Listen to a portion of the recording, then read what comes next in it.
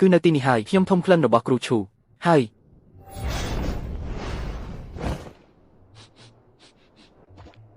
នរណាគេកំពុងដាំសូននៅទីនេះហ៊ានជាដង្ហើមដាក់អញលាវសូនផងư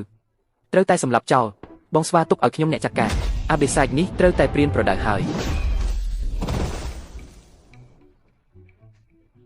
អាភ្លើយើងទៅ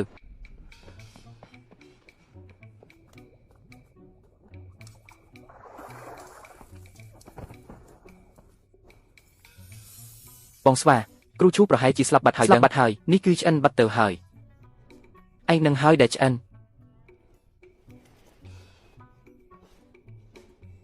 ខ្ញុំគ្រាន់តែត្រាំទឹកយូរពេករហូតវិលមកប៉ុណ្ណោះខ្លាំធំមែនហ៊ានលួចគ្រឿងផ្សំរបស់ខ្ញុំផង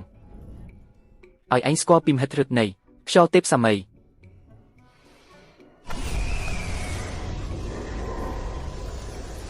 គ្រូឈូ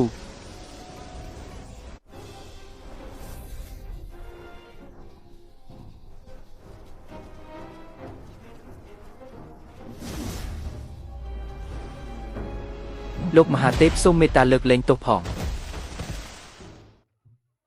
ខ្ញុំគឺជាសត្វចិញ្ចឹមរបស់លៀងជីតើឯងមានភស្តុតាងអ្វីនេះគឺជាគ្រាប់គុជបញ្ឈប់ខ្យល់នេះហើយជាភស្តុតាង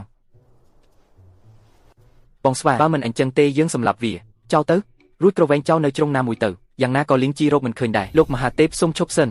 លោកមហាទេពតាមពិតវាគឺជាសត្វម្យ៉ាងដែលខ្ញុំចិញ្ចឹមហាមស្ទ័រវាលួចចុះមកបង្កបញ្ហានៅខាងក្រៅសូមលើកលែងជីវិតឲ្យវាផងចុះយកដល់មុខលោកលើកលែងជីវិតឲ្យវាក៏បានអាត្មាសូមលាប៉ុណ្ណឹងហើយបានរបស់វិសេសមួយខ្ញុំក៏មិនខាតដែរស្ទើរតែភ្លេចបាត់គ្រូឈូ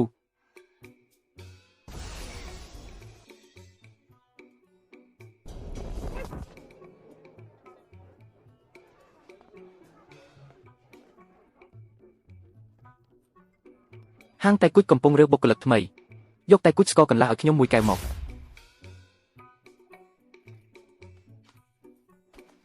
អាមុខជ្រូកឯងនេះពេលដែលខ្ញុំត្រូវបានបិសាចចាប់ខ្លួនទៅអញដេកលក់ដូចជាជ្រូកអញ្ចឹង